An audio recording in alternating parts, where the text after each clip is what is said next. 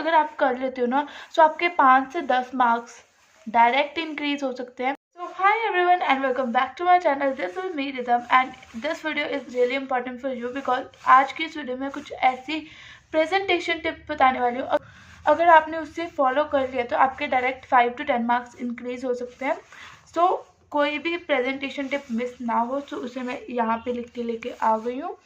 So let's start the video without any further delay.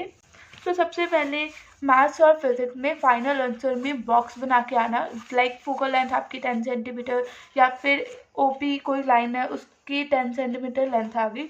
सो यही आपको find करना था। अगर फाइनली क्वेश्चन में यही बोला गया था फाइंड करने के लिए, सो इसको बॉक्स में बना करके आना। बिकॉज इससे क्या होगा कि आपका फाइनल आंसर बाकी सारा जो आपने सॉल्व किया होगा उससे डिफ्रेंशिएट हो जाएगा। एंड इससे क्या होगा कि टीचर आपके प्रोसेस को ज़्यादा नहीं देखेंगे। आंसर सही है तो प्रोसेस को थोड़ा सा इग्नोर करेंगे।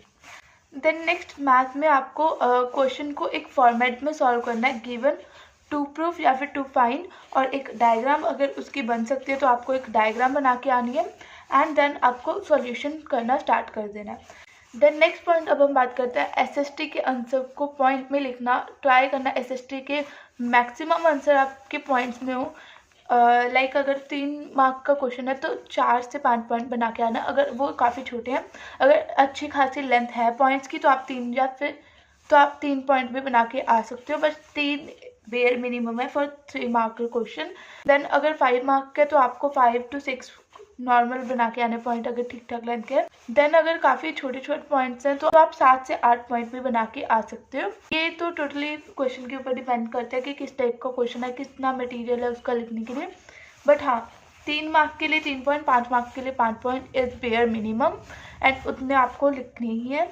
Then next talk about language subject. तो लैंग्वेज सब्जेक्ट में आपको इंपॉर्टेंट वर्ड्स को अंडरलाइन करके आना है। हिंदी या फिर इंग्लिश या फिर पंजाबी, एक्टर, जो भी ये लैंग्वेज सब्जेक्ट होते हैं इसमें आपको इंपॉर्टेंट लाइन को अंडरलाइन करके आना है।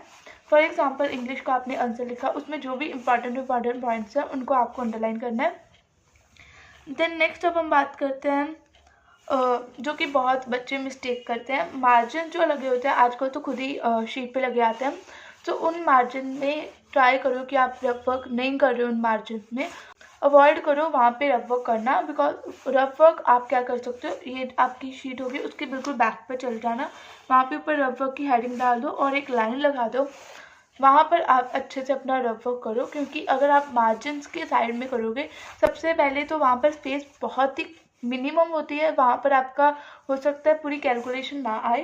देन आपका पेपर काफ़ी मेस्ड अप लगेगा एंड प्रेजेंटेबल बिल्कुल भी नहीं लगेगा। सो दैट्स वाई मैं सजेस्ट करूँगी कि मार्जिन्स में रफ वर्क करना अवॉइड करना जितना हो सकता है। बाकी कर तो आप सकते हो, ऐसा कोई रूल नहीं है, बट या अवॉइड करोगे उतना पेपर प्रेजेंटेबल लगेगा।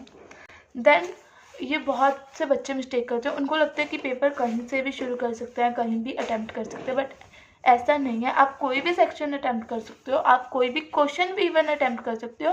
बट इससे क्या होता है, अगर आप कोई भी क्वेश्चन या फिर कोई भी सेक्शन कहीं पे भी अटैम्प्ट करते हो कि लाइक सेक्शन बी आपने स्टार्ट कर दिया, उसका भी एक क्वेश्चन आपका स्टार्टिंग में, एक सेक्शन सी के एंड में।